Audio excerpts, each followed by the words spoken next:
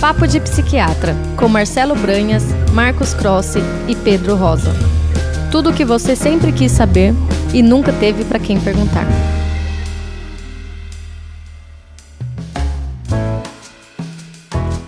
Sejam todos bem-vindos ao podcast Papo de Psiquiatra. Hoje estou aqui, como sempre, com o Marcos e com o Marcelo. Nós vamos fazer um formato que a gente já fez antes, né? Um formato, de certa forma, de uma entrevista, porque eu vou... Hoje, Pedro, eu vou entrevistar o Marcos e o Marcelo, que são especialistas no assunto. A gente falou num podcast anterior sobre o suicídio, um tema que a gente tem que tratar com abertura e respeito.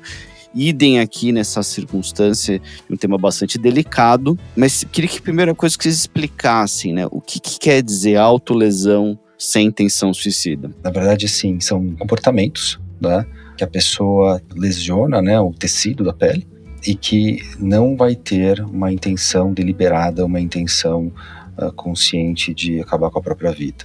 Então, quer dizer, uma lesão direta, né? Isso é diferente, por exemplo, eventualmente de lesões indiretas, né? Que a pessoa, vamos dizer, de autodestrutividade, né? Por exemplo, binge eating ou comportamentos purgativos de vômito ou até comportamentos autodestrutivos, assim, de ingerir substâncias e se comportar de forma perigosa, como dirigir depois de estar alcoolizado, por exemplo, né? Então, quer dizer, são lesões diretas, né? Que, eventualmente, assim, tem diversas funções. Esse é um comportamento mais comum do que a gente imagina, né? Aparentemente é um comportamento que tem aumentado de prevalência, é um comportamento mais comum em adolescentes, né? Em várias regiões, vamos dizer, do globo terrestre, né? E de alguma forma tem uma função, né, esse comportamento, muitas vezes. Então, geralmente a pessoa, né, que se engaja nesse tipo de comportamento é uma pessoa que ela está num sofrimento psíquico mesmo, né? Eventualmente uma desregulação emocional, sentindo muita tristeza, pode ser raiva, vergonha, um sofrimento geral bastante intenso, e de alguma forma ela tenta usar um coping mechanism, né, um tipo de forma assim de lidar com isso, que é uma forma desadaptativa, né, que a gente ajuda no curto prazo, mas no longo prazo certamente prejudica, né. Então é um comportamento assustador muitas vezes, né, para os pais, né, porque os pais olham isso, eles ficam extremamente preocupados, né. Algo que passa pela cabeça é sempre o suicídio, né. E que de fato a gente sabe que aumenta a chance de suicídio, a gente pode falar sobre isso mais pra frente. E o comportamento em si, ele não é considerado suicida, né? Então é esse tipo de comportamento que a pessoa de forma geral faz para regular a própria emoção. Tem outras funções também, às vezes as funções podem ser múltiplas, as pessoas fazem isso assim por múltiplas intenções, né? Eventualmente a pessoa ela pode estar, por exemplo, além de desregulada emocionalmente, tentando baixar um pouco a atividade emocional, a intensidade emocional negativa, às vezes pode ser uma forma de autopunição, às vezes a pessoa ela pode estar num sintoma de dissociação, que é mais ou menos essa consciência alterada da pessoa não sentir o próprio corpo, achar que o mundo está estranho, não ver direito as coisas, né? Às vezes quer colocar o sofrimento psíquico de uma forma mais concreta, né? Expor eventualmente esse sofrimento, comunicar esse sofrimento. Então também existe essa função, né, de comunicar o sofrimento, mas é importante lembrar que raramente é um comportamento assim para chamar a atenção, né? Acho que isso é uma descrição desse comportamento bastante negativa e que raramente é verdade, né? Então geralmente é a expressão de um sofrimento, a gente precisa entender o que está por trás desse sofrimento, né? E não só olhar para esse comportamento. Você falou muita coisa importante aqui. Eu acho que eu queria entender essa questão de um mecanismo de processamento emocional, de regulação emocional mal adaptativo. Então, eu queria que você falasse um pouco mais sobre esse quesito especificamente, né? Pois é, Pedro. Uma coisa que a gente sabe que acaba acontecendo, que nem o Marcos falou, né, que a principal população, não a única, mas a principal população acometida pela automutilação, né, mais especificamente a autolesão sem intenção suicida, são os adolescentes, né? A gente sabe que, em geral, se inicia aos 13 anos, esse comportamento tem um auge entre os 15 e 17 anos. E por que eu tô falando isso na sua pergunta? Porque essa é uma faixa etária na qual ainda não está totalmente desenvolvida as capacidades de regulação emocional. Claro que dentro dessa população tem indivíduos nos quais isso está mais desenvolvido e indivíduos nos quais isso está bem menos desenvolvido. Então, nessa faixa etária acaba acontecendo ou transitoriamente a automutilação, que é a maioria dos casos, felizmente, mas uma parcela menor, no entanto significativa, acaba mantendo esse comportamento, inclusive na vida adulta. E são indivíduos nos quais há uma pior capacidade de regulação das próprias emoções. Tem até estudos, por exemplo, de neuroimagem, ou seja, de ver, por exemplo, como é as formas e as características e a função do sistema nervoso central, e isso também está alterado nesses pacientes. A gente sabe que eles, por exemplo, têm uma tendência a sentir as emoções mais intensamente e uma menor capacidade de inibir essas sensações ou de regular essas sensações.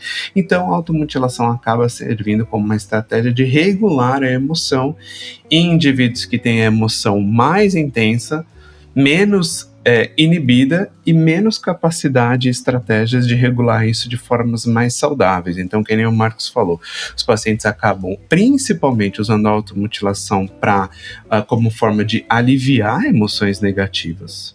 Essa é a principal, mas também outras, como aliviar a sensação de anestesia emocional, também por se punir, por se sentir uma má pessoa, entre outras causas, né?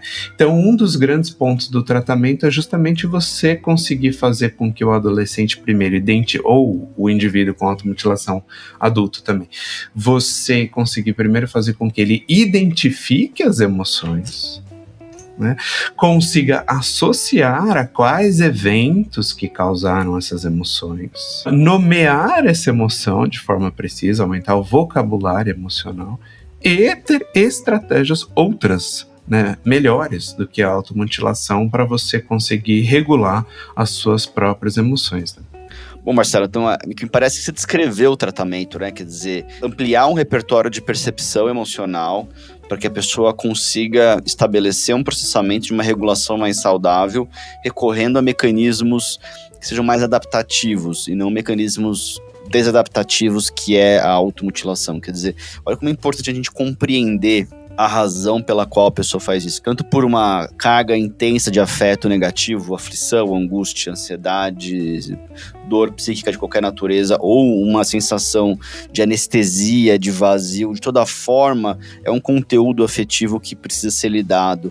Não é à toa, como você falou, que isso acontece em adolescência, mas eles também são uma população, pessoas bem abertas a aprender, né? Então isso é interessante muitas vezes de poder ensinar todas as estratégias, e isso é uma fonte bastante relevante de melhora para eles, né? Uma outra coisa que o Marcos tinha falado isso no outro episódio, né, sobre o suicídio que a gente publicou 2 semanas atrás, mas o que parece, existe uma diferença, claro que se a gente fala, puxa, autolesão não suicida, a gente entende que não existe na mente daquela pessoa, naquele exato momento, a intenção de, através daquele ato, se machucar a ponto de correr um risco de haver uma morte. Por outro lado, existe uma relação entre essa autolesão não suicida e suicídio. Expliquem pra gente aqui, pra nossa audiência, por favor, pessoal. Exato, Pedro. Então, quer dizer, realmente, né, a função imediata, né, desse comportamento, né, então, quer dizer, a gente pode ver esse comportamento de autolesão com uma certa função, né, a função imediata, muitas vezes, como o Marcelo também mencionou, né, quer dizer, regular afeto negativo, se punir, de alguma forma melhorar a anestesia afetiva, né, então esse é o comportamento imediato. Da mesma forma que as pessoas podem usar eventualmente álcool também, né, para regular o próprio afeto, eventualmente compulsão alimentar para regular o próprio afeto, dentre outros comportamentos. São comportamentos que regulam no curto prazo, né, mas no longo prazo eles são bastante inefetivos, né, e assim, é um comportamento bastante heterogêneo e complexo, né, e realmente estudos mostram isso, né, existe um aumento, né, de chance de suicídio em pessoas que apresentam essa autolesão não suicida, quer dizer, é um aumento prospectivo, né, ou seja, depois essas pessoas apresentarem ao longo dos anos, isso aumenta a chance de forma bastante significativa. Existem algumas teorias a respeito disso. Uma teoria, por exemplo, né, como seria, vamos dizer, uma porta de entrada, né? Assim, da mesma forma que, vamos dizer, a droga é uma porta de entrada, vamos dizer, o cigarro é uma porta de entrada para a maconha pode ser uma porta de entrada para outras drogas, né? De alguma forma, a autolesão sem intenção suicida, né, faz com que a pessoa ela comece, de alguma forma, se dessensibilizar em relação a comportamentos autodestrutivos, né? Às vezes são pessoas que elas têm um processamento de dor diferente, né? Porque, afinal, talvez eles, vamos dizer, dor para eles seja diferente do que para outras pessoas, então isso aumenta a chance de eles se engajarem nesse comportamento, mas aí isso vai, de alguma forma, se dessensibilizando, né? Eles vão se acostumando, vamos dizer, entre aspas, e de alguma forma vai diminuir a inibição de comportamentos mais graves no futuro. Então essa é eventualmente um dos mecanismos que pode realmente levar, por isso a importância de tratar isso. A autolesão sem intenção suicida é um fenômeno complexo. Muitas vezes esses pacientes eles vão ter múltiplas comorbidades, né? Então depressão, transtorno alimentar, eles podem ter transtorno de estresse pós-traumático, transtorno bipolar e transtorno de personalidade borderline também, dentre outros, né? Então daí é importante de tratar isso, porque é possível que tratando isso diminua a chance de suicídio. Né? A gente também evita fazer diagnóstico com base em uma ação motora, né? Quer dizer, a gente vai ter que olhar para aquilo como um sinal de sofrimento, um sinal de que a saúde mental daquela pessoa não está boa, e daí buscar ajuda onde o profissional vai compreender melhor, junto com o paciente, junto com sua família, o que está acontecendo. Tem algum diagnóstico de transtorno mental? A gente espera que tenha, né? A probabilidade é que exista, né? Enormemente que haja um transtorno mental que tem um tratamento específico, e assim como essa autolesão também tem um tratamento específico. Isso é uma ponta de iceberg, é um ponto de partida para uma investigação da saúde mental desse indivíduo. Que recomendação que vocês dariam para os familiares que são informados de que um filho, um sobrinho, um irmão, ele está com esse tipo de autolesão? O que vocês recomendariam? Pois é, Pedro, eu acho que, em geral, vamos pensar no exemplo mais típico, né? Ou seja, de pais, né, observarem que o filho ou a filha estejam, por exemplo, se cortando, né? Uma forma específica de automutilação, de autolesão sem intenção suicida, e observaram isso. É claro que a primeira vez que os pais observarem, internamente, na maioria das vezes, os pais vão se sentir aflitos, assustados, inclusive desesperados. Né? Agora, é importante o quê? Duas coisas, né? Você mesmo, que é uma tarefa difícil, né? Mas você tentar não se desesperar na situação. Mesmo que internamente, muitas vezes a gente está desesperado, não demonstrar tanto, é difícil, mas não demonstra tanto esse desespero para não ser muito reativo, né, com o adolescente nessa situação. Ao mesmo tempo, por quê? Porque isso pode até aumentar o comportamento autolesivo. No entanto, não significa ser distante afetivamente, ou seja, o oposto, né? Se acabar fingindo que não viu, por assim dizer, mesmo nas melhores intenções, do tipo assim, bom, não vou, sei lá, devo falar alguma coisa, não devo falar. Então, assim, sim, demonstrar uma preocupação, mas tentar não ser reativa nessa situação e focar mais do que no comportamento autolesivo em si, você focar em tentar conversar com seu familiar, com seu filho, no caso, o que está acontecendo? Puxa, como eu posso te ajudar? Né, o que está te fazendo sofrer? Ou seja, tentar focar não no comportamento em si, né, da autolesão, mas mais na vivência emocional. O que está passando emocionalmente na cabeça daquele adolescente? O que ele está vivendo? O que está acontecendo na escola, no relacionamento amoroso ou com os amigos? Qual é o contexto? Né? Porque muitas vezes a autolesão é uma forma de se comunicar emocionalmente, de pedir ajuda e também, como a gente já falou, de regular emoções nas quais o adolescente não consegue regular sozinho, muito menos nomear com precisão. Então tem que ouvir, né? E tentar não emitir uma resposta ser de super preocupação, porque vai deixar o adolescente ainda mais aflito do que ele já está, né? Você vai acabar transmitindo essa sua aflição de maneira super intensa, ou também reprovar, né? Não faça isso, que coisa horrível, esses tipos de crítica, julgamentos que mesmo nas melhores das intenções acabam não ajudando. E por outro lado também, quando eu digo não ser super reativo, também não ir para o outro lado, né, de ser distante afetivamente, é demonstrar preocupação numa forma de acolhimento e focar não no comportamento em si, mas no contexto, o que está acontecendo com aquela criança, tentar descobrir isso. É porque o adolescente, certamente ele está ali com uma carga emocional intensa, de certa forma não está conseguindo tolerar aquilo e buscou uma solução.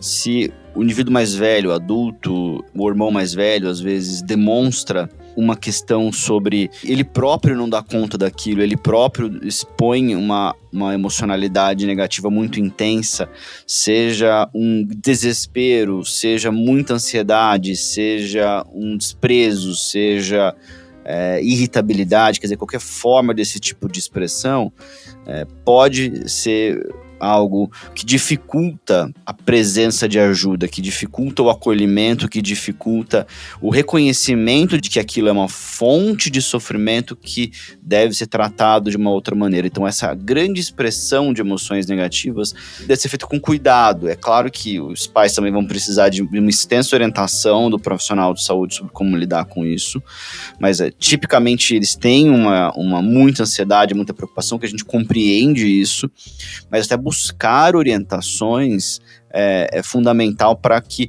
possam ter uma expressão de maior acolhimento, de segurança, de apoio, de uma curiosidade autêntica e sincera de que o que está por trás daquilo, qual é o sofrimento que acontece, qual é o problema que está na cabeça do adolescente que ele tem dificuldade de resolver, que traz tantas emoções, né? Acho que até porque não cabe aqui no formato de um podcast, a gente queria que vocês indicassem algum conteúdo, algum material que possa ser útil para os familiares, para os pacientes. Vocês têm alguma dica aí? Isso, Pedro.